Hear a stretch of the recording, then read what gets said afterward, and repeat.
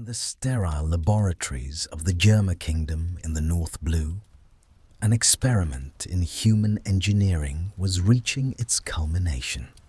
Vinsmoke Judge, king of a fallen kingdom and brilliant scientist, stood at the precipice of what he believed would be his greatest achievement. He had served alongside the legendary Dr. Vegapunk, had witnessed the possibilities of what science could accomplish, and now he would create his own masterpiece. Judge's plan was as cold as it was calculated. He would have children, but these would not be ordinary heirs. They would be modified before birth, their genetic code rewritten to create the perfect soldiers. Enhanced strength, accelerated healing, impenetrable exoskeletons, and most importantly, no emotions to cloud their judgment or stay their hands. They would be weapons in human form, instruments through which he would reclaim the glory of the Germa Kingdom and conquer the North Blue once more. His wife, Vinsmoke Sora, understood what her husband intended. She had watched him descend deeper into his obsession with power, had seen the humanity drain from his eyes as he planned to strip it from their unborn children. And so, in an act of desperate love, she made a choice that would save one soul at the cost of her own. While still pregnant with quadruplets, Sora took a drug, a powerful medication designed to counteract the genetic modifications Judge had performed. The drug worked, but only partially. 3 of the children, Ichiji, Niji, and Yonji, emerged exactly as Judge had planned. Emotionless, powerful, obedient. His daughter Reiju, the eldest, had already been modified separately and retained some capacity for emotion, though she learned to hide it well. The 4th child born that day, though the 3rd son, was different. He was born with his humanity intact, with the capacity to feel joy and sorrow, love and fear.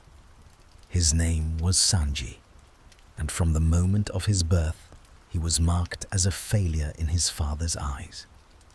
Sora paid the ultimate price for her rebellion. The drug ravaged her body, leaving her bedridden and weak. She would spend her remaining days in a hospital bed, her strength fading with each passing moment.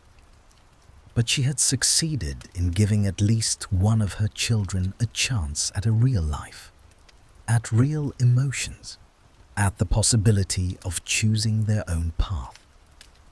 She had given Sanji the gift of his humanity, even as it destroyed her own body. Young Sanji grew up in a household where his brothers were everything he was not. They were strong, and he was weak. They were confident, and he was uncertain. They could take a beating without flinching, and he bruised and bled like any normal child.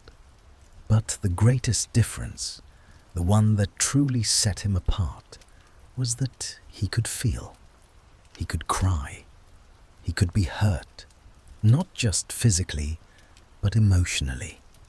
And in the Vinsmoke household, emotions were seen as the ultimate weakness. His brothers tormented him relentlessly.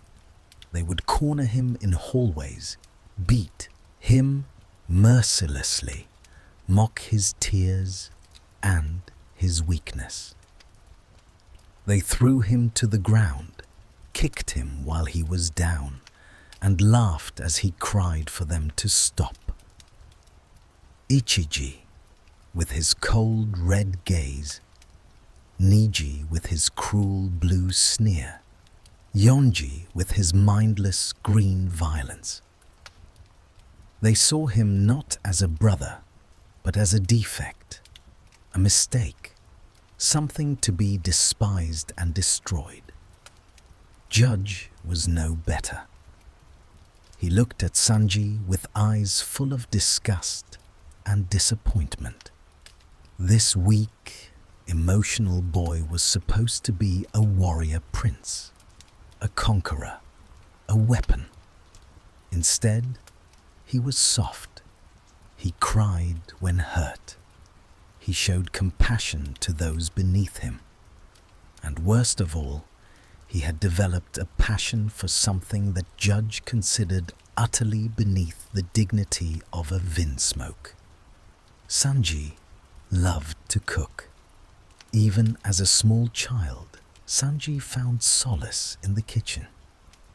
While his brothers trained in combat and warfare, Sanji would sneak away to watch the palace cooks at work. He was fascinated by the transformation of raw ingredients into delicious meals, by the alchemy of flavors, and the artistry of presentation.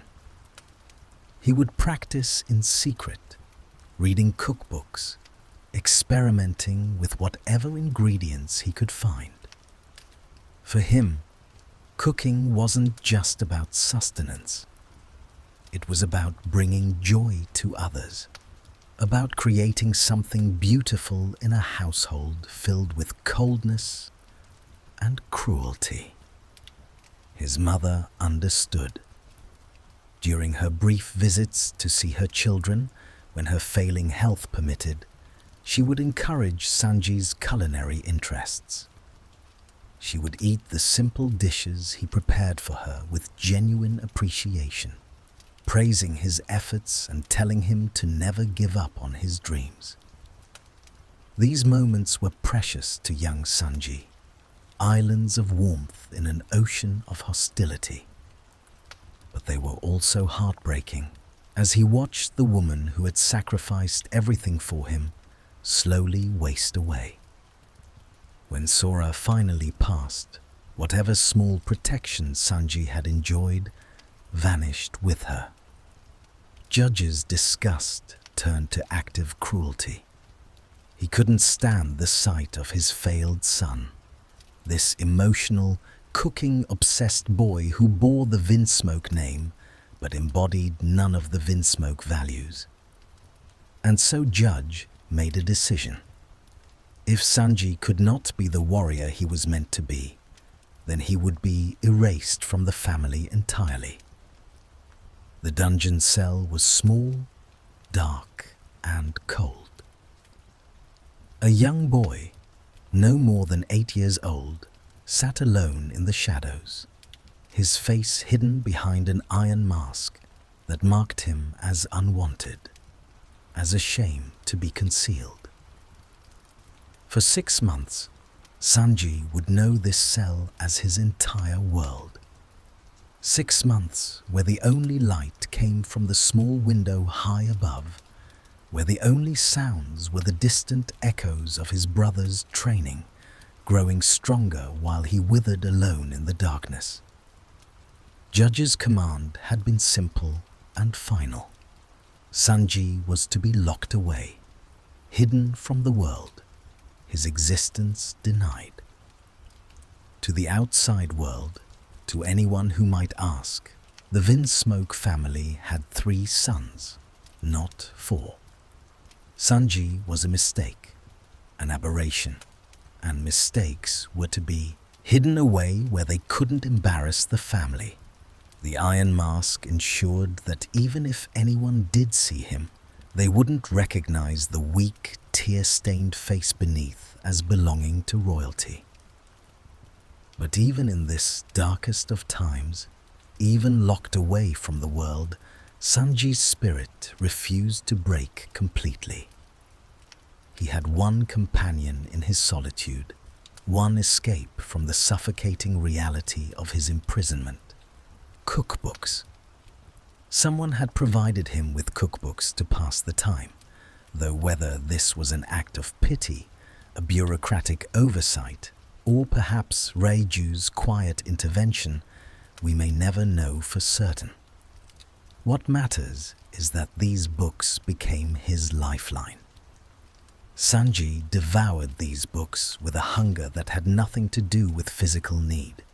He read every recipe, studied every technique, memorized every ingredient combination.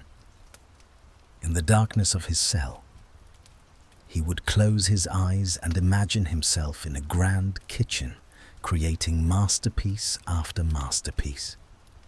He would envision the perfect golden brown sear on a piece of meat, the delicate balance of sweet and savory in a sauce, the artful arrangement of vegetables on a pristine white plate. These books weren't just recipes to him. They were windows into a world beyond his cell, beyond the cold halls of the Germa Kingdom. They spoke of exotic ingredients from distant lands, of cooking traditions passed down through generations, of chefs who poured their hearts and souls into their craft. And within these pages, Sanji found reference to something that would become his greatest dream, a legend that most dismissed as fantasy, but that captured his imagination completely. The All Blue, a mythical sea where the north, south, east, and west blue all met, a paradise where every species of fish from every ocean in the world could be found swimming together. For a cook, it would be the ultimate treasure, a limitless source of the finest ingredients nature could provide. To Sanji, alone in his cell, the All Blue represented more than just a culinary paradise. It represented freedom, possibility, a world so vast and wonderful that perhaps even a failure like him might find a place in it. He clung to this dream as months passed in that cell. He imagined sailing the seas, searching for this legendary ocean. He pictured himself as a chef on a ship, cooking for a crew that actually wanted him around, that valued what he could do rather than despising what he couldn't.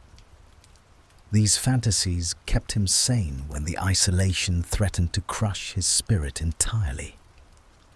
His sister Reiju was the only member of his family who showed him any kindness during this time. Unlike their brothers, she had retained some capacity for empathy, though she kept it carefully hidden from their father. She would sometimes visit Sanji in secret, bringing him food, speaking to him with something approaching compassion. She told him that the world outside the Germa Kingdom was vast, that there were people out there who would see value in someone like him. But she also told him something else, something that would prove crucial to Sanji's survival. She told him the Germa 66, their father's military organization, was planning to cross the Red Line. They would be ascending from the North Blue into the East Blue, and during that dangerous crossing, there would be chaos. If Sanji wanted to escape, that would be his chance, perhaps his only chance. The night of the crossing arrived wrapped in the violence of battle. The Germa Kingdom was at war, as it often was, and as they attempted to scale the Red Line, their forces were engaged with enemy combatants. Explosions rocked the massive snail ships that carried the kingdom forward. Smoke filled the air. Soldiers rushed through corridors, focused entirely on the battle at hand. In the confusion, Reiju made her move. She found her way to Sanji's cell, key in hand, determination in her eyes. When she opened the door, when she removed that hateful iron mask from his face, she looked at her younger brother with something like sadness. She told him to run, to never look back, to find people who would accept him. She told him the ocean was vast, and that somewhere in it, he would find his place. Sanji needed no further encouragement. He fled through the war-torn halls of his former home, past soldiers too busy fighting to notice a small boy running for his life. He found his way to the edge of one of the ships, to where the Germa Kingdom bordered the sea. And without hesitation, without a single thought of what might happen next, he jumped. But he didn't jump into empty water. As fate would have it, there was a cruise ship passing below, a passenger vessel called the Orbit, and young Sanji, desperate and determined, landed on its deck with a thud that knocked the wind from his lungs but didn't break his spirit. He had escaped. He was free, and he was never going back. Yet freedom, as Sanji would soon learn, came with its own challenges. On the Orbit, he managed to secure a position as an apprentice cook. The work was hard, and the other cooks treated him with the casual cruelty that adults often showed to children they considered beneath them. They mocked his attempts at cooking, sneered at his ambitions, and when he refused to eat the leftover scraps from passenger plates, they laughed at his foolish pride. But Sanji didn't care. He was away from his family. He could pursue his passion for cooking without being beaten for it. And he could dream about the All Blue without anyone telling him he was a failure for having dreams in the first place. The work was hard, the treatment was harsh, but it was still infinitely better than the dungeon cell. For the first time in his life, Sanji allowed himself to hope that maybe, just maybe, he could build a life for himself. That hope would be tested in ways he couldn't imagine when the Orbit encountered a pirate ship on the open sea, when a legendary pirate captain with red-stained boots boarded the vessel, and when a storm of unimaginable fury would change the course of both their lives forever.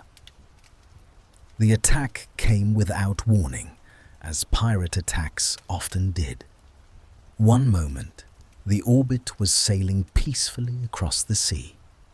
The next, a pirate ship had pulled alongside and armed men were swarming aboard. The passengers screamed. The crew tried to fight back, and in the kitchen, a young apprentice cook named Sanji stood his ground with more bravery than sense.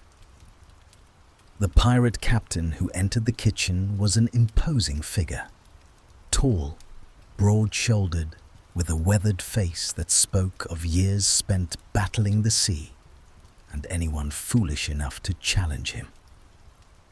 His boots had a distinctive reddish tint, and when he moved, there was a deadly grace to him that spoke of a master combatant. This was Zeff, captain of the Cook Pirates, a man whose reputation preceded him. They called him Red Leg Zeff, and stories of his powerful kicks had spread throughout the Four Blues. When Zeff and his men entered the kitchen, they expected to find crew members cowering or fighting. What they found instead was a small boy, no more than 10 years old, standing defiantly with a knife in his hand. The other cooks had fled or surrendered, but this child stood ready to fight a legendary pirate captain. Zeff almost laughed at the absurdity of it. The pirates began ransacking the kitchen, taking whatever food and supplies they could carry. Zeff moved toward Sanji, ready to simply brush past the boy and continue the raid. But then Sanji spoke, his voice filled with more conviction than fear. He declared that he was going to find the All Blue, the legendary sea where all the world's fish gathered. He announced this dream as if it were a simple fact, as if nothing in the world could stop him from achieving it. Zeff stopped. He turned to look at the boy more carefully. The all blue. It had been a long time since he'd heard anyone speak of that legend. It had been even longer since he'd allowed himself to think about his own dreams, about the younger man he'd been, who had set sail in search of that very same mythical sea. Something in the boy's eyes, some familiar fire of determination, stirred something in the old pirate's heart. But there was no time for contemplation. Even as Zeff stood there, considering the strange boy with the impossible dream, the sea itself intervened.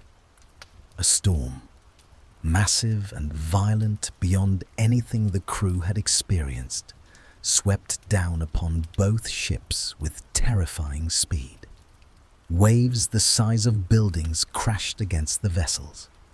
The wind howled with a voice like the fury of gods, and in the chaos, a particularly massive wave swept across the deck of the Orbit, catching young Sanji and hurling him into the churning sea. Sanji couldn't swim. The moment he hit the water, he began to sink, pulled down by the current, swallowed by the dark depths. He struggled, fighting desperately for the surface, but the sea was merciless. His lungs burned, his vision darkened. He was going to die, drowned in the ocean he'd dreamed of sailing, never having found the all-blue he sought. Then strong hands grabbed him, yanking him upward. Zeff had jumped in after him. The pirate captain, a man who owed this boy nothing, who had been in the process of robbing him only moments before, had risked his own life to save a drowning child. But the sea wasn't finished with them yet. As Zeff pulled Sanji toward the surface, another wave crashed down. Debris from the sinking ships surrounded them. A piece of heavy wreckage caught Zeff's right leg, pinning him.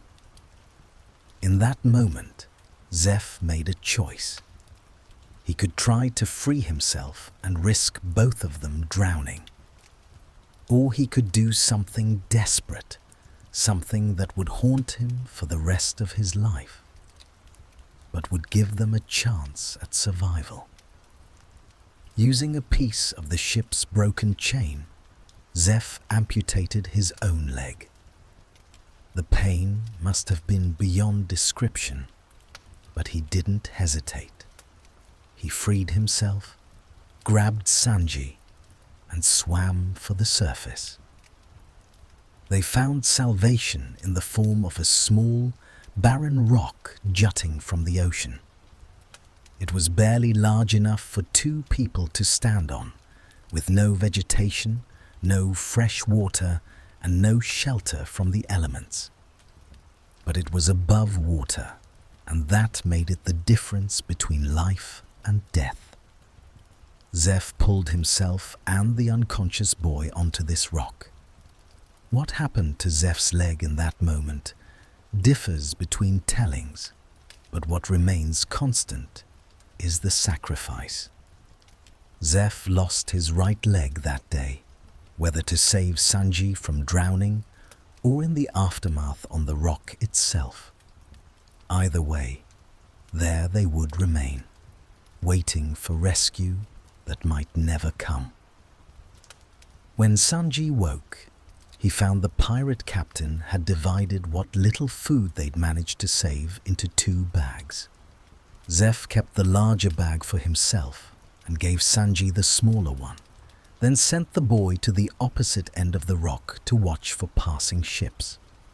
The instruction was simple. They would conserve their rations and hope that a ship spotted them before they starved. Days passed, then weeks. Sanji rationed his food carefully, making it last as long as possible, but eventually, inevitably, his supplies ran out. The exact number of days they spent on that rock would later be spoken of as 85, though time blurs when you're starving. What matters is that each day brought them closer to death.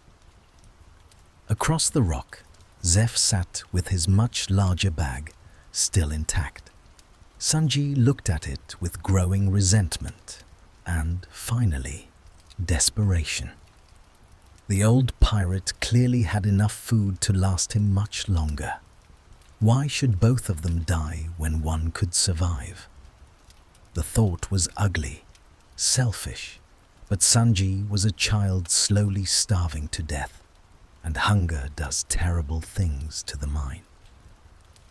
He approached Zeff one day, knife in hand, determined to take the food by force if necessary. He would attack the pirate, cut open that bag, and take what he needed to survive. It was murder he was contemplating, theft at the very least, but the gnawing emptiness in his stomach had driven all other considerations from his mind. Zeff didn't even look up as Sanji approached. The old pirate seemed lost in thought, staring out at the endless ocean. When Sanji finally worked up the courage to strike, to cut through the bag and take the food inside, he raised the knife and brought it down with all the force his weakened body could manage. The bag split open. But instead of food spilling out, there was only treasure. Gold coins and jewels scattered across the rock, glittering mockingly in the sunlight.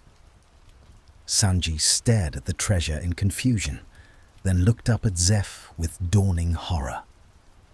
The old pirate turned to face him, and Sanji saw the truth of what had happened. Zeff was emaciated, even more starved than Sanji himself.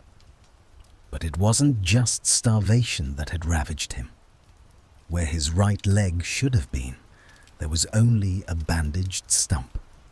And suddenly, Sanji understood the truth of their survival. Zeff had given him all the food from the very beginning. Every scrap, every crumb. The pirate captain had condemned himself to weeks of starvation. How exactly Zeff had survived on that rock with no food, what he may have done to his own body to endure, these are details that vary in the telling. But the sacrifice was absolute and undeniable. Sanji couldn't speak, couldn't move. The knife fell from his trembling hand.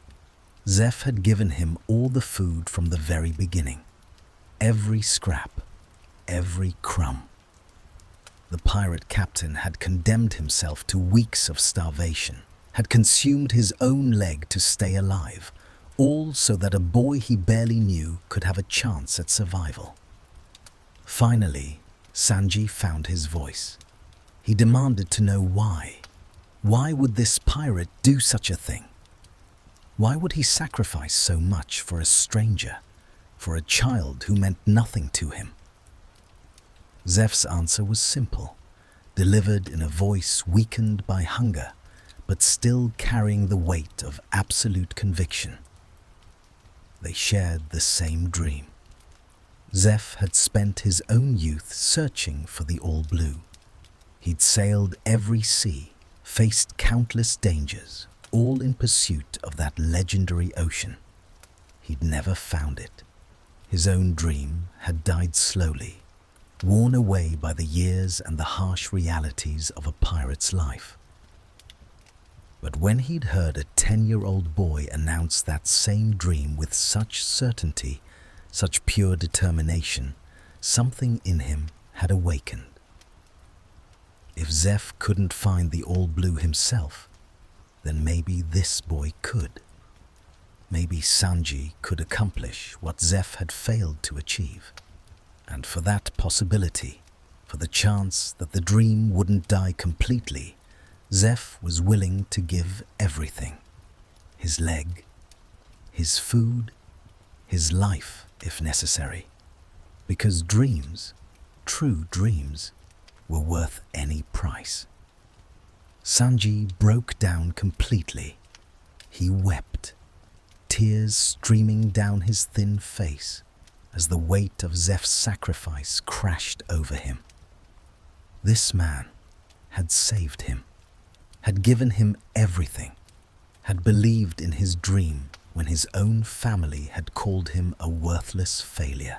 In that moment, something fundamental shifted in Sanji. He made a vow, unspoken but absolute. If they survived this, if rescue came, he would help Zeff achieve his own dreams. He would become strong. He would never let this man regret his choice. Finally, rescue came. A ship appeared on the horizon, and Sanji, barely conscious, waved weakly for help. The ship altered course. Sailors spotted the desperate figures on the rock, and salvation finally arrived. Both Sanji and Zeff were barely alive, their bodies pushed to the absolute limit of what humans could endure. But they were breathing. They had survived. When they recovered, when they could walk again, though Zeff now needed a peg leg where his right leg had been, the former pirate captain revealed his new dream.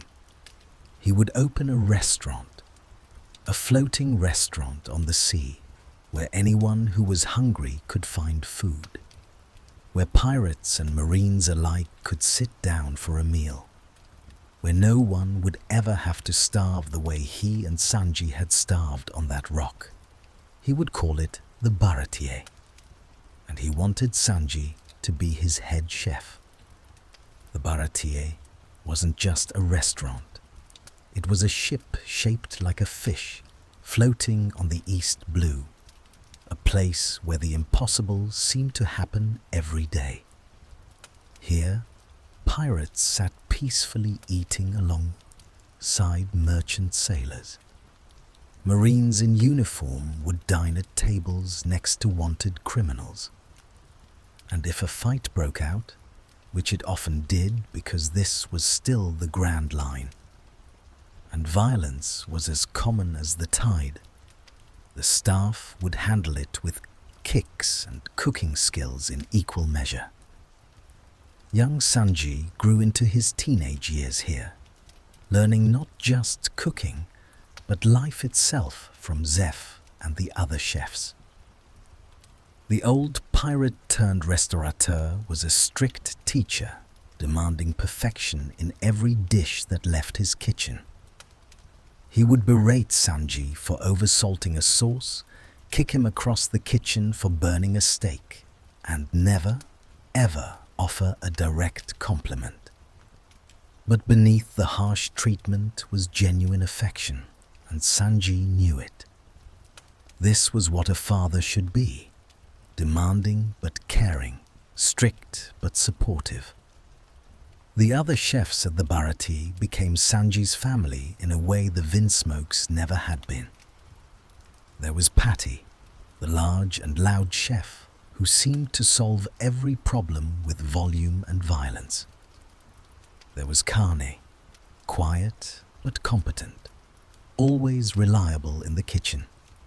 And there were others, each with their own stories, their own reasons for ending up on a floating restaurant in the middle of the East Blue. They taught Sanji more than just how to cook. They taught him philosophy. Zeff drilled into him the most important rule of the Baratie, a rule that Sanji would carry with him for the rest of his life. Never refuse to feed someone who is hungry. It didn't matter who they were, what they'd done, whether they could pay. If someone was starving, you fed them. Period. No exceptions. No arguments. Hunger was the greatest evil in the world, and any chef worth their salt would fight it wherever they found it.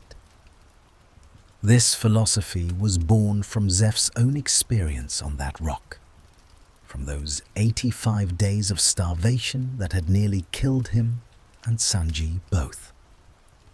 Food wasn't just sustenance. It was life itself. It was comfort and joy and connection. A good meal could bring enemies together, could turn strangers into friends, could make the unbearable bearable for just a little while.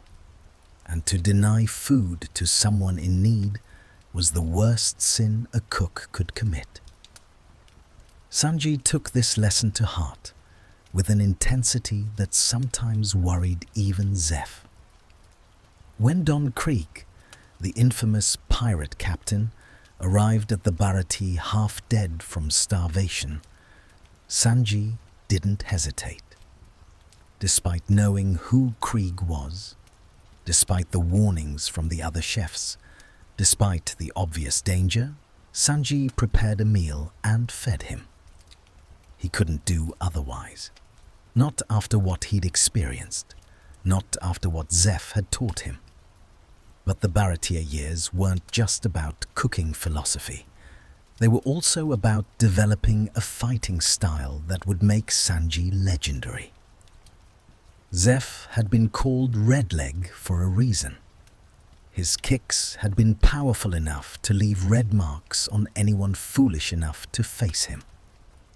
Before losing his leg, he had been a devastating fighter, able to hold his own against opponents far larger and theoretically stronger than himself.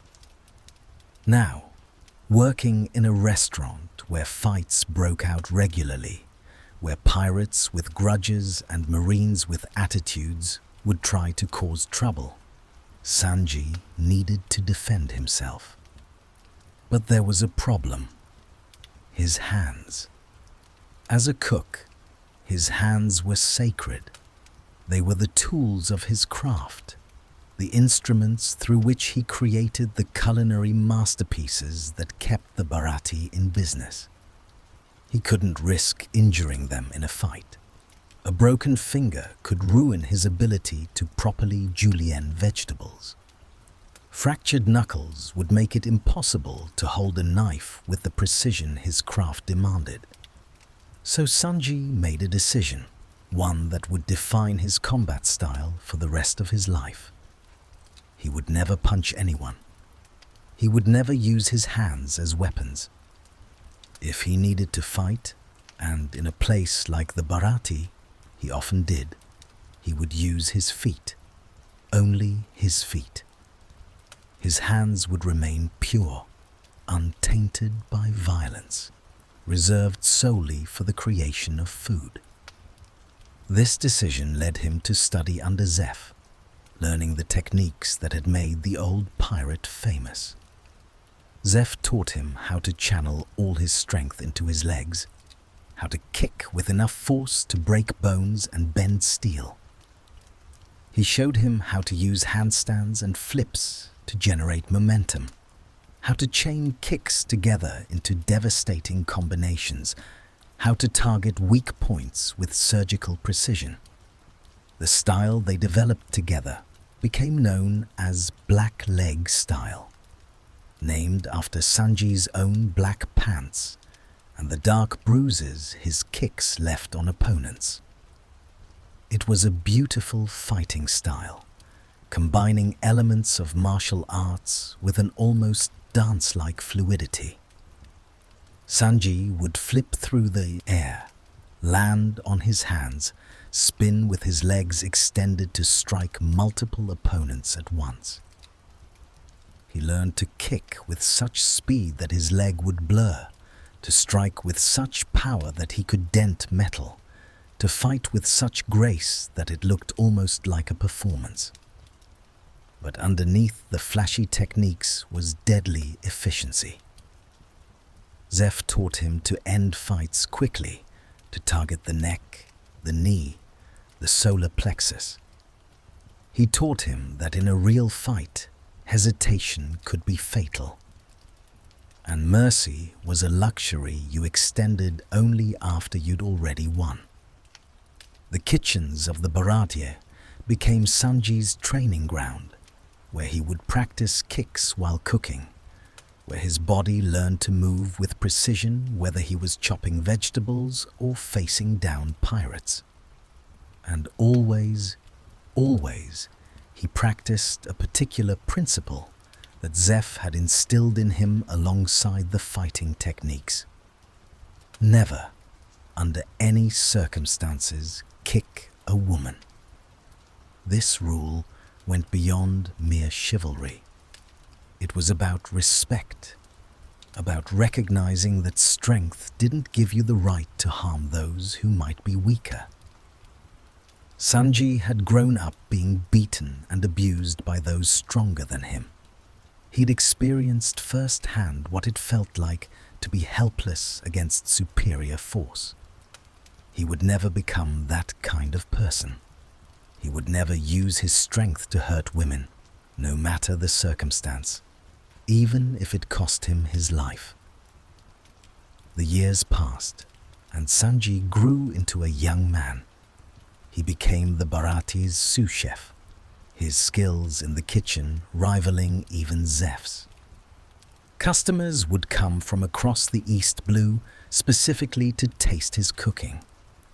But even as he found success and contentment at the floating restaurant, a part of him remained unfulfilled. The all blue. He still dreamed of it, still imagined sailing the Grand Line in search of that legendary sea. But he felt obligated to stay at the Baratie, to repay Zeff for everything the old pirate had done for him. Then one day, a customer arrived who would change everything. A boy in a straw hat, grinning like an idiot, with a bounty on his head and dreams as big as the ocean itself. Monkey D. Luffy crashed into the Baratie, literally. And Sanji's comfortable life began its transformation into something far more adventurous, far more dangerous, and infinitely more rewarding. The meeting between Sanji and Luffy was not romantic or destined. It was chaotic and messy and perfect in its absurdity. Luffy, in his typical fashion, had damaged the Baratie through sheer carelessness, and Zeff had forced him to work as a chore boy to pay off the debt. Sanji's first impression of this rubber-limbed pirate captain was that he was loud, reckless, and had absolutely no respect for the hard work that went into creating fine cuisine. In other words, he was exactly the kind of customer that drove Sanji crazy. But then he witnessed something that made him reconsider his initial assessment. When Gin, a pirate who was part of the notorious Krieg fleet, arrived at the Baratie, half-starved and desperate, the other chefs wanted to turn him away. He was a known criminal. He clearly had no money to pay, and feeding him would only invite trouble. But Sanji didn't hesitate. He prepared a meal and served it to the starving pirate, refusing to let anyone interfere. Luffy understood immediately why Sanji did this. He recognized in the blonde cook someone who, like himself, operated on principles rather than practicality. When Luffy later asked Sanji to join his crew, he didn't appeal to logic or offer rewards. He simply said he needed a cook, and Sanji was the best. More than that, he believed in Sanji's dream, the all blue. Luffy didn't dismiss it as fantasy or mock Sanji for chasing legends. He just accepted that they would find it, because that's what pirates did. They pursued impossible dreams. But Sanji couldn't leave. He owed Zeff everything. His life, his skills, his very identity as a cook. How could he abandon the man who had sacrificed so much for him? How could he sail off to pursue his own dreams when Zeff was here, growing old, needing help with the restaurant? The situation came to a head when Don Krieg himself arrived, the world's strongest man, with his fleet of 50 ships and 5,000 men, though now reduced to a single battered vessel and a handful of survivors. Like Gin before him, Krieg was starving. And like Gin, Sanji fed him. And like everyone could have predicted, Krieg immediately tried to take over the Baratie once he'd regained his strength. The battle that followed was everything Sanji had trained for.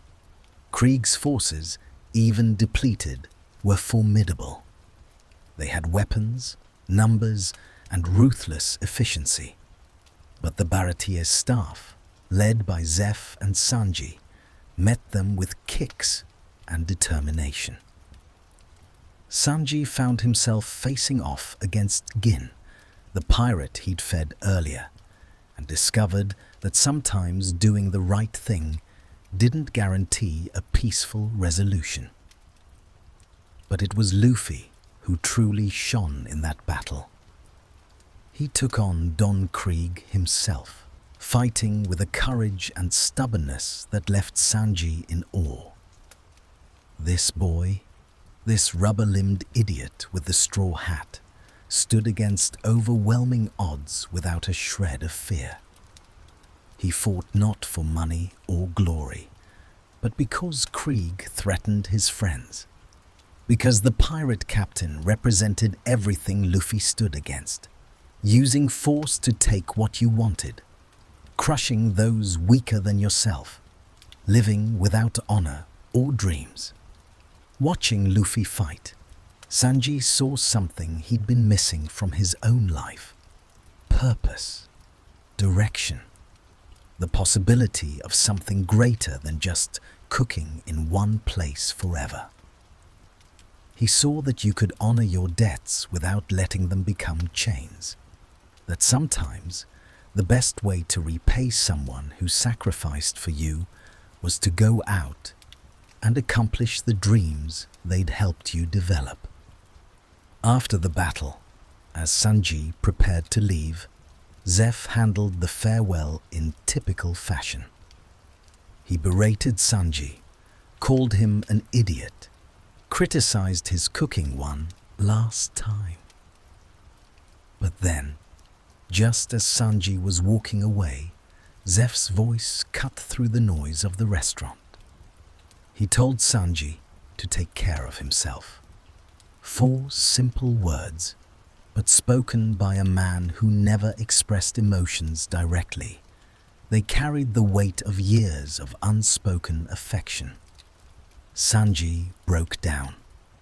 He fell to his knees, crying openly, thanking Zeff for everything while simultaneously insulting the old man and his shitty restaurant, because that was how they communicated. All the other chefs joined in, a chorus of insults and affection, crude words carrying genuine love. They told him to go find his all blue. They told him to become the greatest chef in the world. They told him they'd always have a place for him if he wanted to come back, but they hoped he never would, because that would mean he'd failed. And so Sanji left the Baratie behind, joining up with a crew that consisted of a rubber-limbed captain, a directionally challenged swordsman, a skilled navigator, and a compulsive liar with a long nose. They were weird, they were chaotic, and within days of joining them, Sanji knew he'd made the right choice. These people were going to drive him crazy, and he wouldn't have it any other way. The Straw Hat Pirates welcomed him not as a subordinate, but as family. They appreciated his cooking, they respected his skills, and most importantly, they believed in his dream. When Sanji spoke of the all blue, Luffy didn't question whether it existed. He just asked what they'd eat once they found it. Nami teased him mercilessly about his weakness for women, but relied on him completely. Zoro and he butted heads constantly, their arguments legendary in their pettiness and intensity. But underneath the insults was mutual respect. This was what Sanji had been missing all his life. Not just people who tolerated him, but people who wanted him around. Not just those who accepted his dream, but those who would help him achieve it. The Vinsmokes had rejected him for being too weak, too emotional, too different. But the Straw Hats valued him precisely because of who he was, not despite it. As they sailed away from the Baratie, Sanji stood at the rail of the Going Merry, watching the floating restaurant disappear into the distance. He thought about his journey. From a rejected prince locked in a dungeon, to a starving child on a barren rock, to a young chef learning his craft, and now to a pirate sailing toward the Grand Line. It seemed impossible that life could change so dramatically. But then, impossible was what the Straw Hats specialized in. He lit a cigarette, let the smoke curl up into the blue sky, and allowed himself to smile. The all blue was out there somewhere, and now he had a crew crazy enough to help him find it. Fighting, for most people, is about survival, about dominance, about proving strength. But for Sanji, fighting became something else entirely. It became an art form, a philosophy, a way of expressing everything he believed about honor and strength and the protection of those he cared about. His blackleg style wasn't just a collection of techniques. It was the physical manifestation of his principles, refined through years of training and countless battles. The foundation of the style remained what Zeff had taught him. Use only your legs, protect your hands at all costs, and end fights decisively. But as Sanji journeyed with the Straw Hats, as he faced increasingly powerful opponents, he began to push the boundaries of what his legs could accomplish. He developed new techniques, combinations that flowed like water, strikes that hit with the force of hurricanes. His basic kicks were already formidable. The collier, targeting the neck, the épaule, striking the shoulder, the côtelette, hitting the ribs, the selle, crashing into the back, the gigot, sweeping the legs, the mouton shot, a devastating descending kick from above. Each technique was named after a cut of meat, a reminder that Sanji was first and foremost a cook, even in battle. His enemies weren't just opponents. They were ingredients to be properly prepared. But it was his mobility that truly set him apart.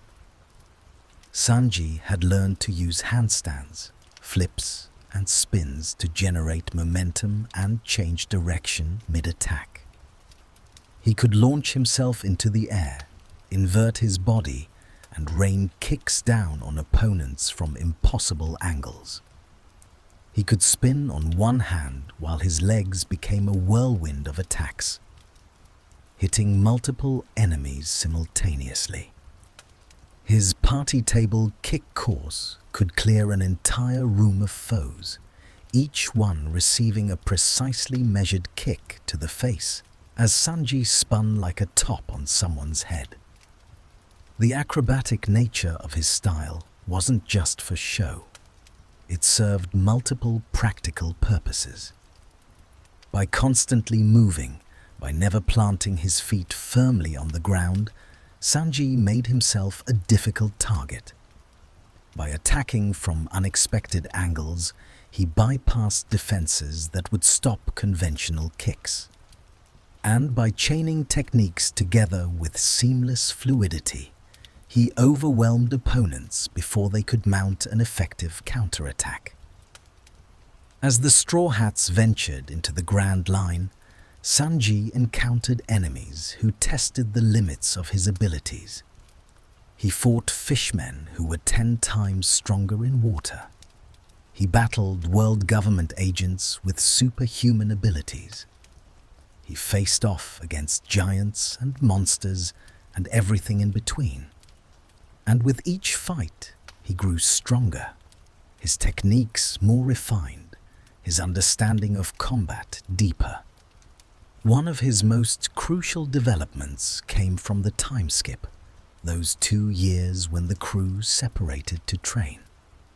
Sanji found himself on Momoiro Island, surrounded by Okama, who pursued him relentlessly across the island's pink landscape. What should have been a nightmare turned into intensive training. Constantly running, constantly fighting to preserve what remained of his masculinity in the face of overwhelming Okama energy, Sanji developed techniques that would prove invaluable. Most importantly, he learned Sky Walk. By kicking the air itself hard enough and fast enough, Sanji could effectively fly. He could leap to tremendous heights, hover mid-air, maneuver in 3 dimensions instead of just 2. This ability transformed his combat effectiveness, allowing him to escape ground-based attacks, strike from above, and move across battlefields with unprecedented speed. The name he gave this technique was Blue Walk when used underwater, where he could kick the water to propel himself with the speed of a fishman. But perhaps the most significant evolution of his fighting style came during the Enies Lobby arc, when Sanji faced Jabra of CP9. Jabra was a master of Rokushiki, the 6 powers, superhuman techniques that gave him abilities far beyond normal humans. More than that, he could use Tekai, the iron body technique, while moving, something that should have been impossible. His defenses were virtually impenetrable. Sanji needed something more, something that could break through Tekai. Something that could overcome the seemingly insurmountable difference in their physical abilities. And in that moment of need, in the crucible of battle against an opponent who should have been unbeatable, Sanji developed one of his most iconic techniques, Diable Jambe, the devil's leg. By spinning his leg at tremendous speed, Sanji generated enough friction and heat to set his leg on fire. The flames weren't metaphorical. His leg literally ignited, wreathed in red-orange fire that burned without consuming him. The heat increased the speed of his kicks dramatically, and according to the laws of physics, increased speed meant increased mass, and thus increased impact force. His flaming kicks could melt through steel, could burn through Tekai, could overcome defenses that his normal attacks couldn't breach. The technique was dangerous. The heat was intense enough that it should have burned his own leg. But Sanji had spent years working in hot kitchens. His body had developed a resistance to heat that bordered on superhuman.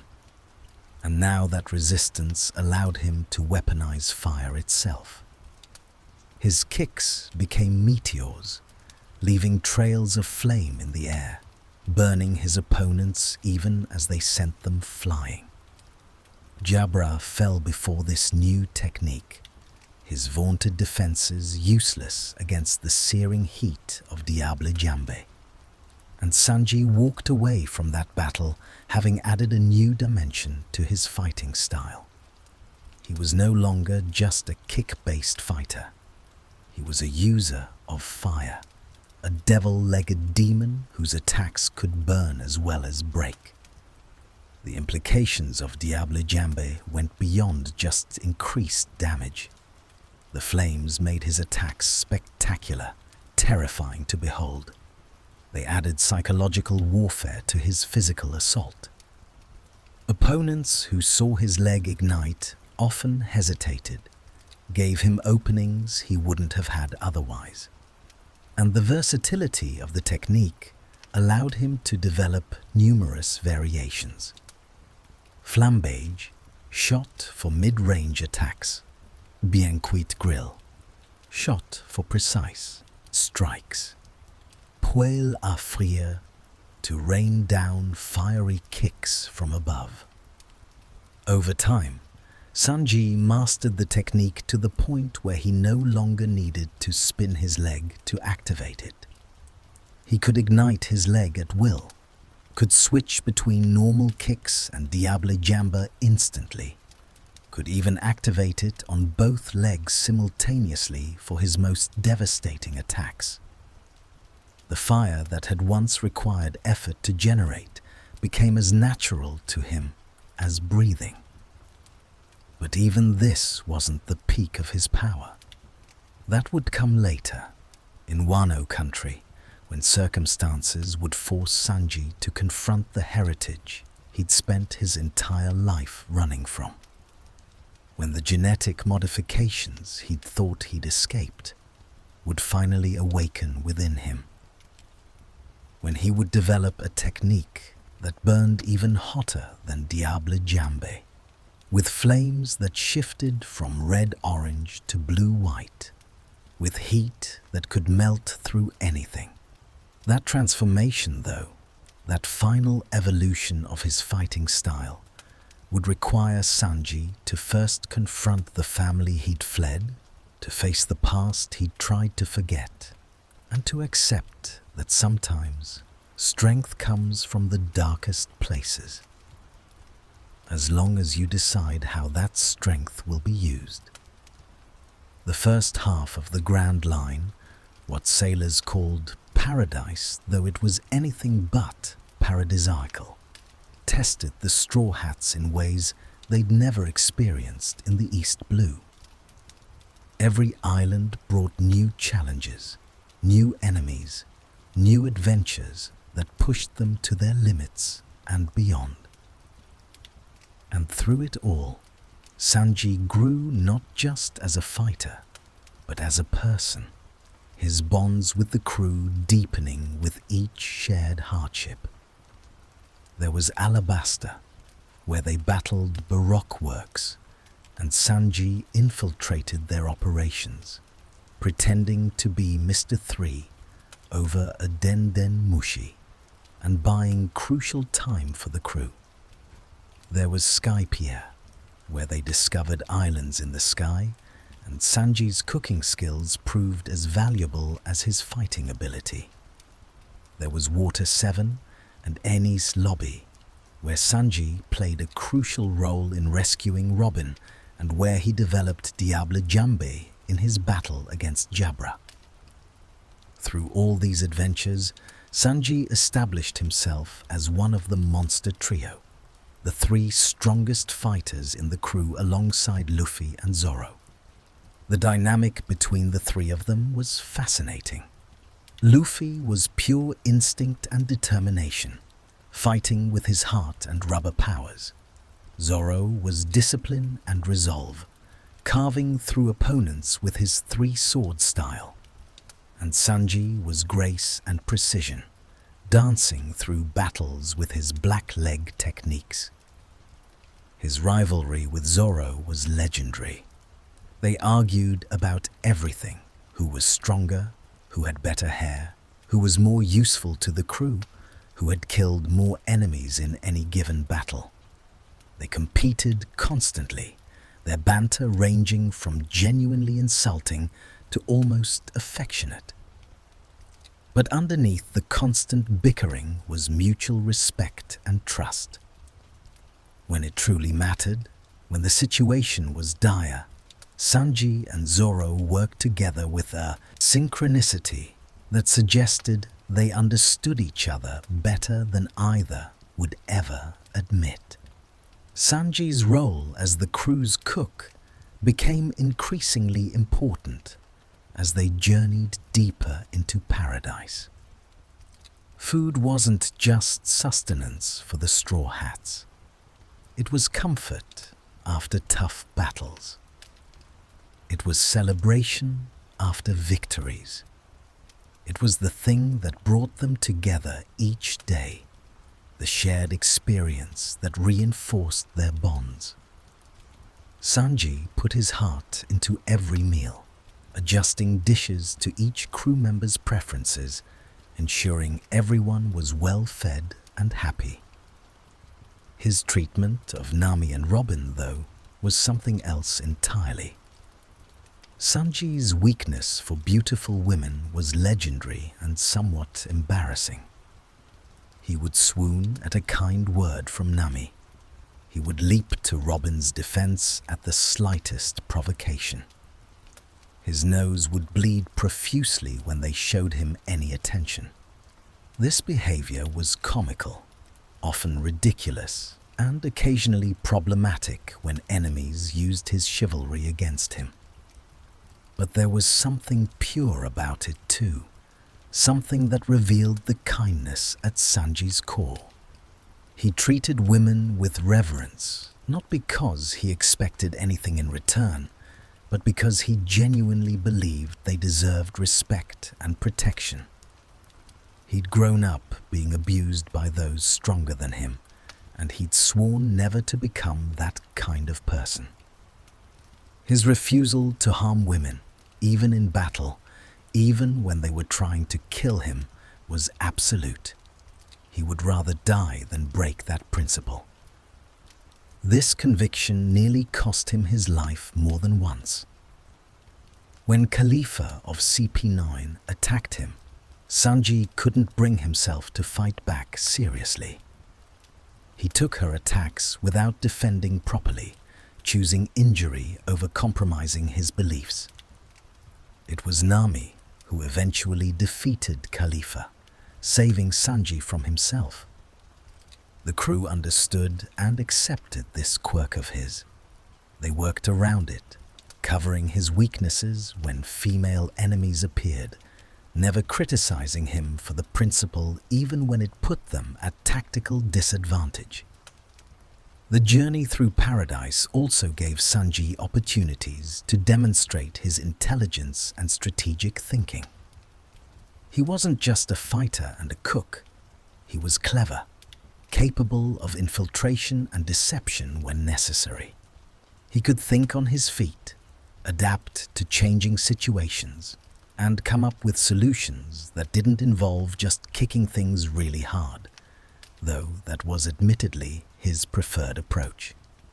When the cruise ship, the Going Merry, could no longer sail, Sanji was there for the emotional farewell. When they acquired their new ship, the Thousand Sunny, with its incredible kitchen facilities, Sanji felt like he'd died and gone to heaven. The kitchen became his domain, his sanctuary, the place where he could express his creativity and care through food. He also began to understand what the crew meant when they called him one of the monster trio. It wasn't just about strength, it was about reliability. When Luffy and Zoro were injured or incapacitated, when the situation seemed hopeless, the crew knew Sanji would step up.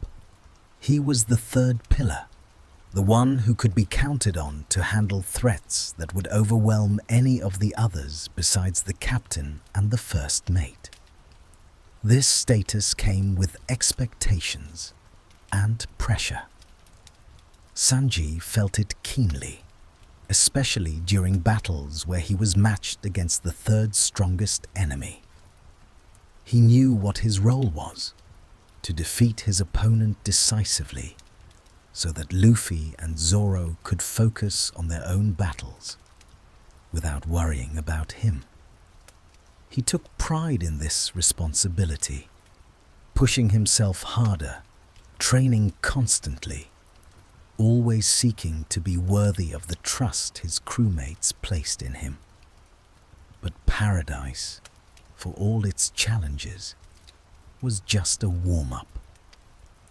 The real tests would come in the new world, the second half of the Grand Line, where pirates went to die or become legends. And before they could face those challenges, the Straw Hats would need to become much stronger. That need would lead to their separation, to 2 years of intense training, and for Sanji, to a hellish experience on an island filled with Okama that would simultaneously traumatize and strengthen him.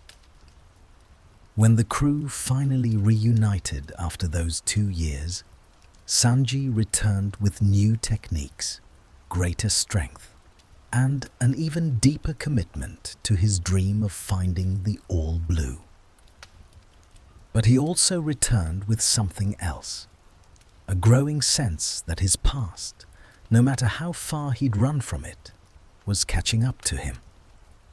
The Vinsmoke name that he'd tried to bury was about to resurface in the most dramatic and painful way possible.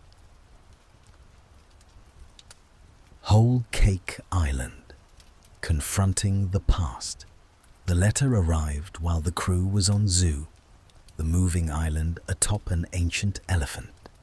It was delivered by Capone Beige, a fellow supernova turned subordinate of Big Mom, one of the 4 emperors who ruled the New World. The message was simple but devastating. Sanji was to be married. His bride would be Charlotte Pudding, the 35th daughter of Big Mom herself. The wedding would unite the Charlotte family and the Vinsmoke family in alliance. Sanji read the invitation with mounting horror. His family, the Vinsmokes, the very people he'd fled from as a child, the ones who'd beaten him and imprisoned him and called him worthless. They were arranging a marriage for him, using him as a political tool after years of pretending he didn't exist. And Big Mom was involved, meaning this wasn't just a family affair, but a plot that could affect the entire world. The situation became worse when Beige made it clear: if Sanji didn't go willingly, Big Mom would target the Straw Hats and their allies. She would hunt them down and destroy them. Sanji's presence at the wedding was the price for everyone's safety. And so Sanji made a decision.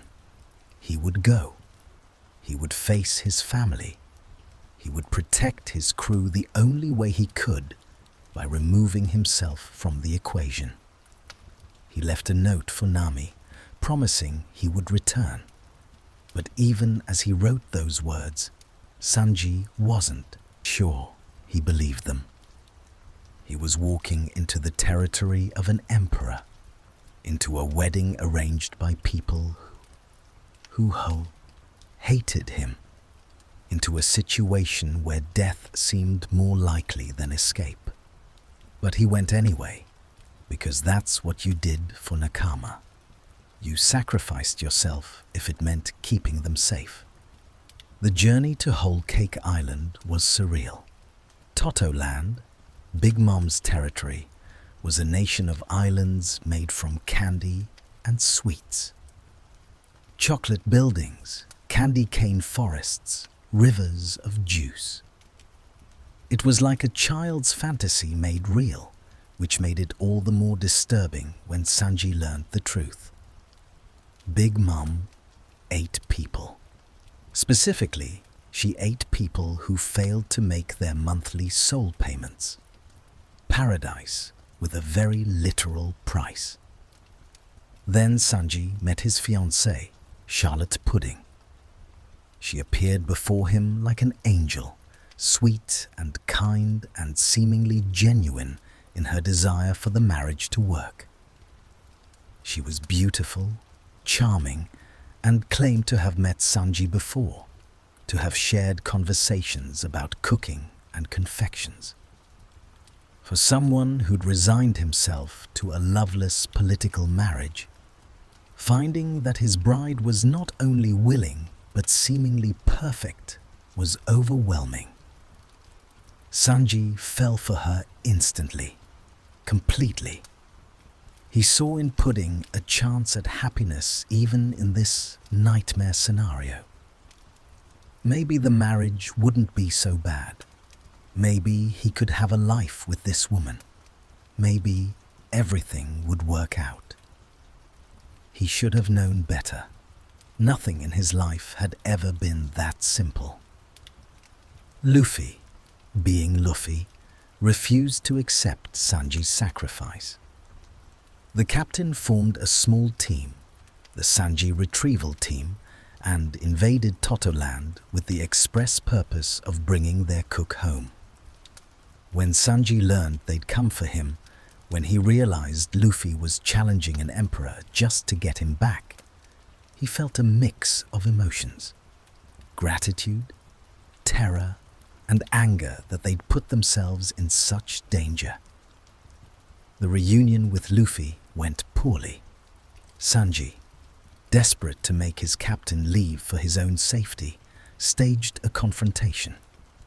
He claimed he was leaving the crew willingly, that he preferred his royal life and beautiful fiancée to being a pirate. He even went so far as to fight Luffy, landing kicks on his captain while Luffy refused to defend himself. Each kick felt like betrayal. Each impact tore at Sanji's heart, but he forced himself to continue. He had to make this convincing. He had to make Luffy give up and leave. But Luffy saw through the act. He knew Sanji. He knew his cook would never truly want to leave the crew.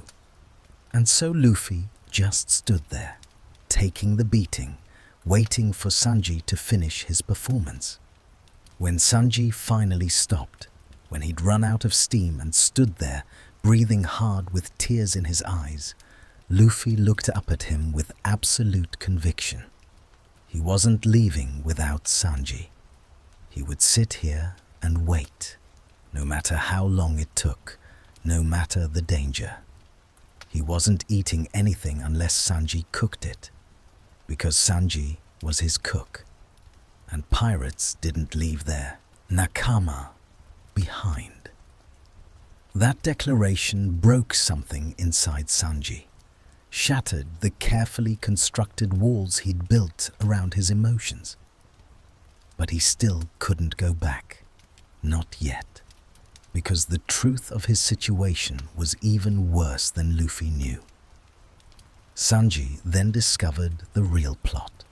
Through a series of revelations that struck him like physical blows, he learned that the wedding was a trap. Big Mom planned to assassinate the entire Vinsmoke family during the ceremony. She wanted their advanced technology, their Germa 66 army, and she was willing to murder them all to get it. Pudding, sweet, perfect Pudding, was not what she seemed. She was the assassin, the one tasked with killing Sanji at the altar. Sanji overheard Pudding revealing her true nature to one of her siblings. He heard her laugh cruelly about how easy it had been to fool him, how pathetic he was for falling for her act. He learned that she had a third eye hidden beneath her hair, a feature that made her unique, and that had been mocked her entire life. To her, Sanji was just another victim, another fool who'd seen only her beautiful exterior. The revelation devastated him. Not just the betrayal, though that hurt deeply, but the realization that he'd been so desperate for kindness, for acceptance, that he'd fallen for an obvious trap. The knowledge that he was walking into his own execution. The understanding that Big Mom planned to kill his entire family, and while he hated them, while they had tormented him his whole childhood, he couldn't just let them walk into a slaughter. Sanji returned to his family's ship, confronted Judge, and tried to warn him. But Judge dismissed his concerns with the same contempt he'd always shown. The Vinsmokes were confident in their power, certain that no trap could contain them. They went to the wedding preparation with arrogance intact, and Sanji went with growing dread. Meeting his family again was everything Sanji had feared. Ichiji, Niji, and Yonji were exactly as he remembered. Cruel, emotionless, powerful. They mocked him on sight, called him the failure, beat him when he tried to stand up for the innocent. Judge looked at him with undisguised disgust. The only one who showed any kindness was Rahu, and even she seemed resigned to their fate. The wedding day arrived. Sanji stood at the altar, knowing he was about to die, knowing Pudding would shoot him in front of everyone. He'd made his peace with it. If this was how his story ended, at least Luffy had escaped. At least the Straw Hats would survive. That was enough. Then came the moment. Pudding lifted her veil, revealing her third eye, expecting Sanji to recoil in horror just like everyone else in her life had done. This was the moment she'd been anticipating, the final cruelty before she pulled the trigger. Sanji's disgust would be her permission to kill him without hesitation. But Sanji didn't recoil. He looked at her third eye, truly looked at it, and he spoke with complete sincerity. He told her it was beautiful. He said her eye was something to be proud of, not hidden.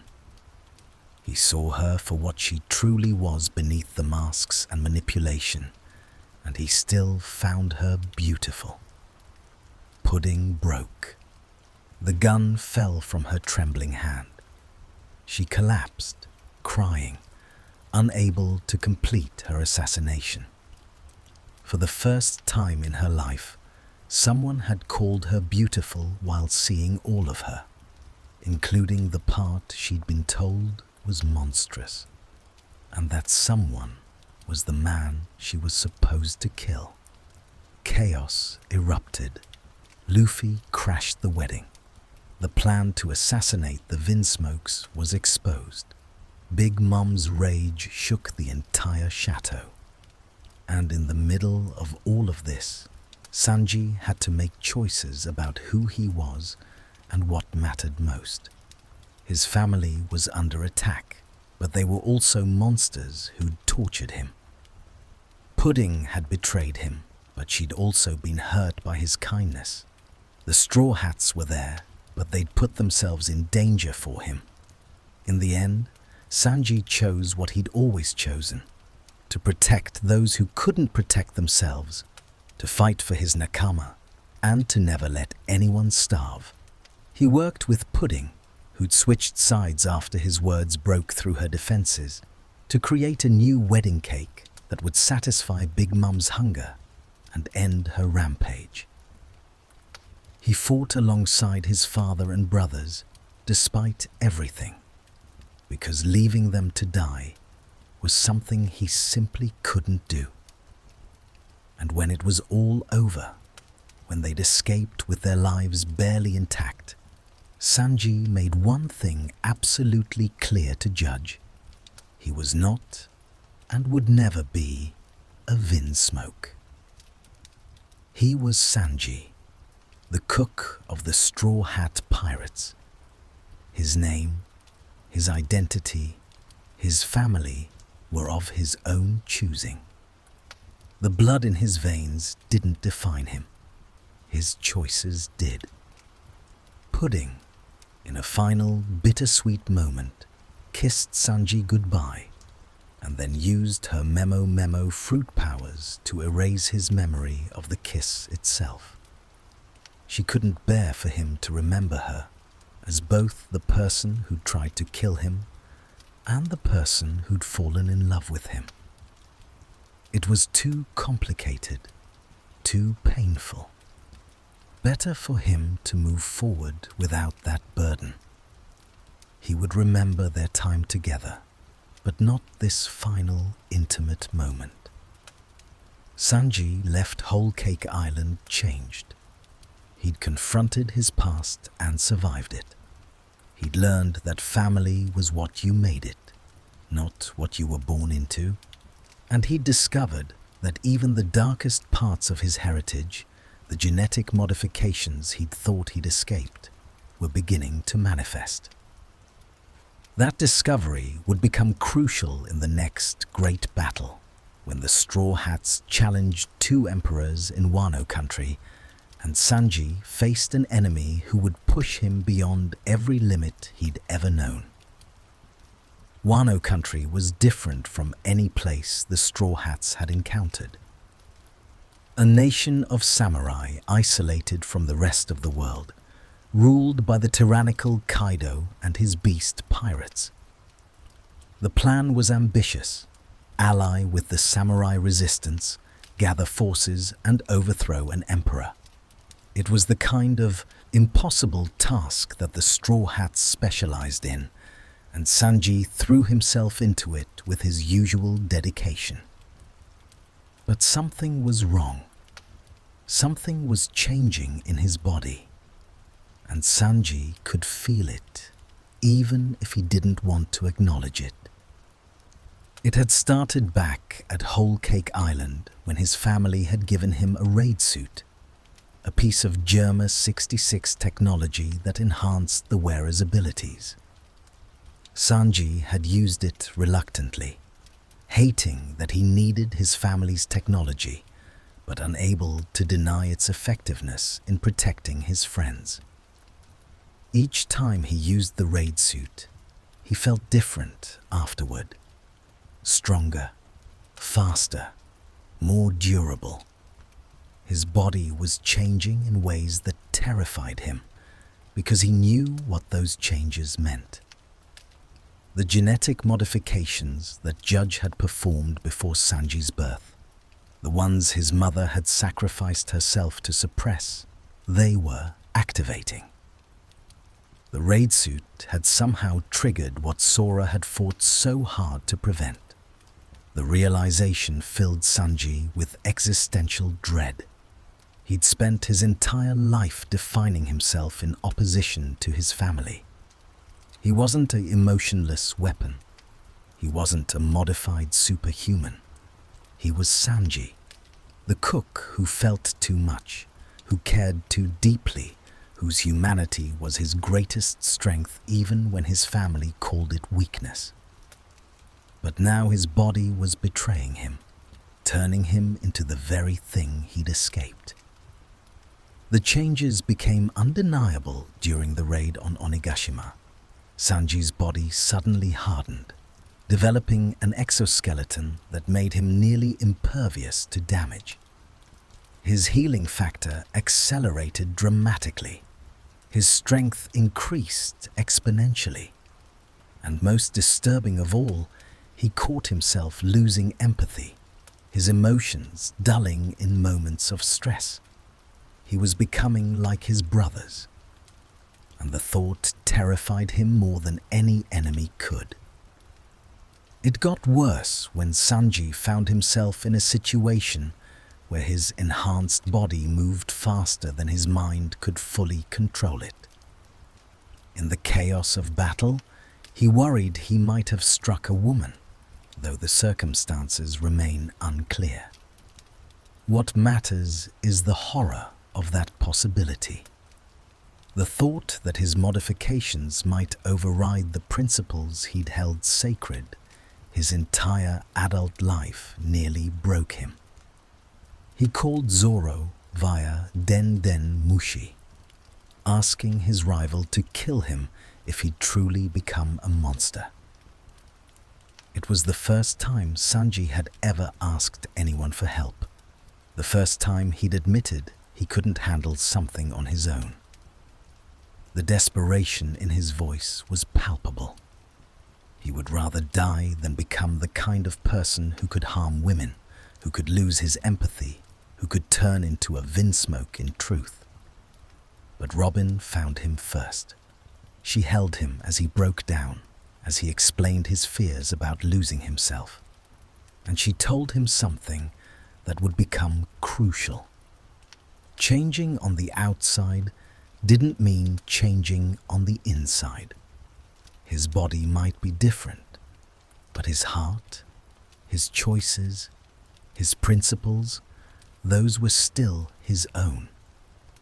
The modifications could give him strength, but only he could decide how to use that strength. Then Sanji faced Queen, one of Kaido's 3 All-Stars. Queen was a perfect opponent for this moment in Sanji's journey, because Queen knew about the Vinsmoke modifications. He'd worked with Judge in the past, was familiar with Germa technology, and he delighted in mocking Sanji about his family heritage. Queen represented everything Sanji hated about his past, and defeating him became about more than just winning a battle.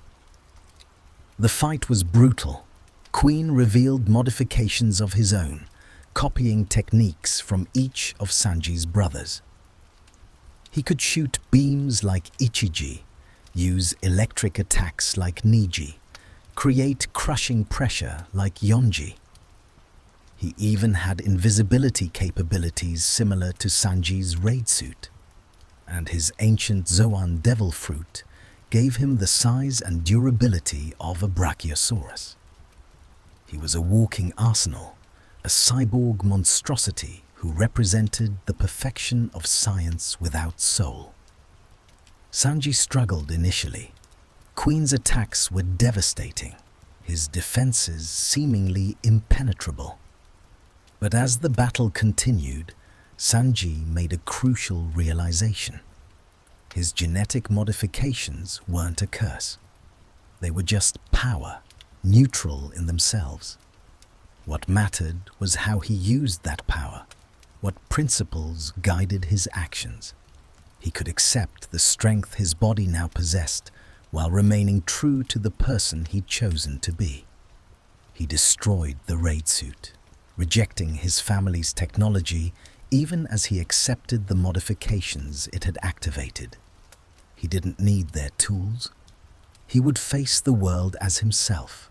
Sanji, the black-leg chef of the Straw Hat Pirates, with his enhanced body, with his principles intact, and with a new technique that would cement his position among the strongest fighters in the world. Ifrit Jambe. The name itself spoke of escalation. Diable Jambe had been the devil's leg, flames that burned red-orange with intense heat. Ifrit Jambe was something beyond that, named after demons from Islamic mythology associated with the underworld and hellfire. These flames burned blue-white, indicating temperatures that exceeded anything Sanji had produced before. The mechanics behind Ifrit Jambe were fascinating. Sanji's new exoskeleton allowed his legs to withstand much higher temperatures without damage. His enhanced muscle mass generated greater power behind his kicks, and by combining these physical enhancements with armament haki, he created a synergy that produced flames so hot they generated lightning, so intense they could fry opponents from the inside out. When Sanji activated Ifrit Jambe for the first time, the change was visible. His leg glowed with brilliant blue-white flames, wreathed in electrical energy, the heat distorting the air around him. And when he struck Queen with his new technique, Birth Burst, a combination attack that landed multiple devastating kicks in rapid succession, the result was catastrophic for the All-Star. Queen, one of the strongest pirates in the world with a bounty of 1,320,000,000 berries, couldn't withstand it. The heat burned through his modified body. The impacts sent him flying through multiple walls, and in the end, he was launched completely off Onigashima, defeated decisively by someone he'd dismissed as a failed experiment. Sanji stood victorious but exhausted. He'd pushed his body to its absolute limit, had burned so hot that even with his enhancements he could barely stand afterward. But he'd won. More importantly, he'd won as himself. Not as a Vinsmoke, not as Germa technology come to life, but as Sanji, who'd chosen his own path, who'd accepted his body while remaining true to his heart. The victory over Queen represented more than just beating a powerful enemy. It was Sanji proving to himself that he could use the very modifications he'd been running from his entire life without losing his humanity. That strength didn't corrupt unless you let it. That you could become powerful without becoming cruel. After the battle, when the dust settled and Wano was liberated from Kaido's tyranny, Sanji found himself changed in fundamental ways. He was stronger than he'd ever been, capable of fighting on a level that would have seemed impossible just months earlier. His Ifrit Jambe put him in the same tier as the first commanders of Emperor crews. He'd proven himself worthy of being called a wing of the Pirate King, one of the two men who supported Luffy's dream from beside him. But more than the physical changes, Sanji had achieved emotional clarity. He'd faced his past and integrated it rather than continuing to run. He'd looked at the modifications that had been forced upon him and decided they didn't control him. He'd walked through his darkest fears and come out the other side with his principles intact and his resolve stronger than ever. The boy who'd been called a failure, who'd been locked in a dungeon, who'd been told he was worthless, had become one of the strongest pirates in the world. And he'd done it without compromising who he was, without abandoning the dream that had kept him alive through his darkest days. The All Blue was still out there, waiting to be found. And now Sanji had the strength to reach it, whatever challenges stood in his way. To understand Sanji, you must understand the All Blue. It's not just a location he wants to find or a goal to achieve. It's the physical manifestation of everything he believes in, the culmination of everything that makes him who he is. The All Blue represents possibility, connection, freedom, and the idea that somewhere in this vast world, paradise exists if you're brave enough to seek it. The legend itself is simple, a place where the four blues meet, where fish from the north, south, east, and west blue all swim together in harmony, where every species of marine life exists in one location. For a cook, it would be the ultimate resource, an endless supply of the finest ingredients nature could provide. But for Sanji, it's always been about more than just cooking. The All Blue represents acceptance. Just as different fish from different seas would coexist in this legendary ocean. Different people from different backgrounds could live together in harmony. A rejected prince and a rubber-limbed dreamer. A reformed pirate chef and a struggling apprentice. Outcasts and misfits forming a family where blood didn't matter. The All Blue was Sanji's vision of what the world could be. It represents freedom. The seas are separated by the red line, the massive continent that divides the world. Travel between the blues is difficult, dangerous, controlled. But the All Blue, if it exists, would be a place where those artificial boundaries meant nothing, where the natural flow of the ocean overcame human attempts to divide and conquer. For someone who'd spent his childhood imprisoned, freedom was everything. Most importantly, the All Blue represents possibility. Most people dismiss it as fantasy, as a legend with no basis in reality. The cooks on the Baratie laughed at young Sanji for believing in it. His brothers mocked him for pursuing something that didn't exist. But Sanji believed, and Zeff believed, and later the Straw Hats believed, because what were they if not a crew of people chasing impossible dreams? Luffy wanted to be Pirate King when everyone said it was impossible. Zoro wanted to be the world's greatest swordsman, though it meant surpassing the legendary Mihawk. Nami wanted to draw a map of the entire world despite having never left the East Blue. Every Straw Hat had a dream that seemed impossible, and that's precisely why they understood Sanji's quest for the All Blue. Because impossible dreams were what they specialized in. The connection between Sanji's dream and his cooking philosophy ran deep. He believed that food was more than sustenance. It was connection, comfort, joy. A good meal could bring enemies to the same table. Hunger was the enemy, and any cook worth their salt fought it wherever they found it. The All Blue, with its infinite variety of ingredients, would allow him to create meals beyond imagination, to bring happiness to more people than he could reach with limited resources. But there was another layer to his dream, one that he rarely spoke about. The All Blue represented redemption. It was the dream he'd shared with Zeff on that barren rock, the dream that had kept them both alive through 85 days of starvation.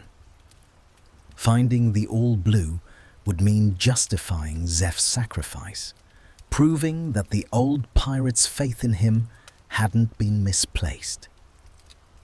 It would mean that everything Sanji had endured, from his childhood abuse to his years of struggle, had led to something meaningful. Some have theorized about where the All Blue might be, though no one knows for certain. Could it be at Reverse Mountain, where the four seas currents crash together before flowing into the Grand Line? Perhaps at the meeting point of the Grand Line's two routes, where Paradise and the New World converge? Some believe it might be connected to Laugh Tale, the final island where One Piece waits. Others suggest it would only exist once the Red Line was destroyed, once the artificial barriers dividing the world were torn down. This particular theory offers an intriguing connection between Sanji's dream and Luffy's. If finding the One Piece truly means challenging the world government, if it means tearing down the systems that divide the world, then the All Blue emerging might be a consequence of achieving Luffy's goal.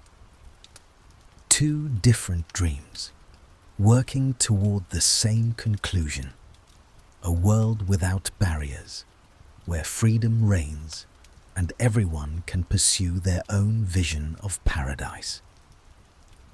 Sanji didn't care about the logistics.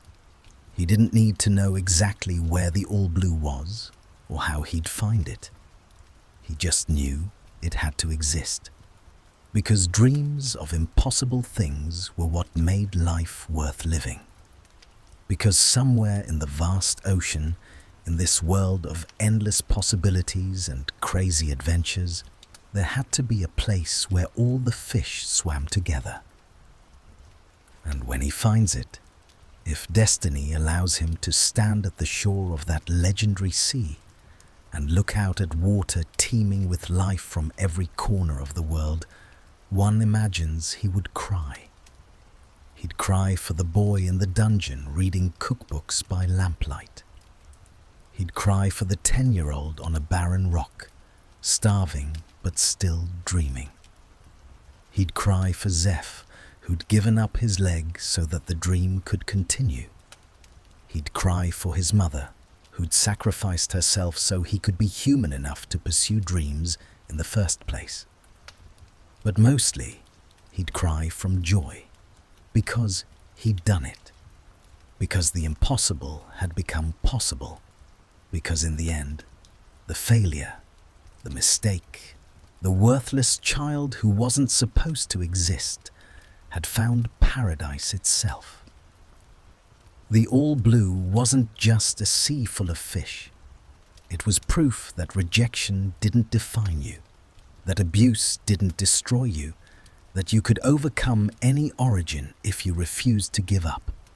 It was validation of every kind word Zeff had spoken, every meal Sanji had cooked with love, every kick he'd thrown in defense of his principles. It was the dream that had kept him alive. And finding it would mean that survival had been worthwhile. Sanji's journey is far from over. The Straw Hats are sailing ever closer to Laugh-Tale, to the confrontation with the world government that seems inevitable, to challenges that will test them beyond anything they faced before. Sanji will face stronger enemies, will be pushed to develop even more powerful techniques, will find his convictions tested in ways he can't anticipate. But no matter what comes, certain things about Sanji will remain constant. He'll never refuse to feed someone who's hungry. He'll never use his hands as weapons. He'll never abandon his principles for convenience or survival. He'll never stop dreaming of the All Blue, never stop cooking with love, never stop being the person his mother died to protect, and Zeff sacrificed everything to save. He represents something crucial in the One Piece world, that kindness is not weakness, that feeling deeply is a strength, that you don't have to become cruel to become powerful. In a story filled with characters who've been hardened by the world's brutality, Sanji stands as someone who's experienced terrible abuse but chose compassion anyway, who was given power but uses it to protect rather than dominate. His fighting style, that beautiful, devastating black leg style with its flames and acrobatics, is an expression of his philosophy. He doesn't fight because he enjoys violence. He fights because there are things worth protecting. His nakama, innocent people, the dream of a better world. And he fights with grace and artistry because even in battle, even in the midst of violence, he refuses to abandon the beauty and precision that define his craft. The genetic modifications that he struggled to accept have become integrated into who he is. Ifrit Jambe isn't a betrayal of his principles, it's an evolution of them. He took the very thing his family forced upon him and made it his own, used it in ways they never imagined, proved that tools are neutral, and what matters is the hand that wields them. His relationships with his crew define him as much as his abilities. The bickering with Zoro that hides genuine friendship. The devotion to Nami and Robin that sometimes verges on ridiculous, but comes from a place of sincere respect.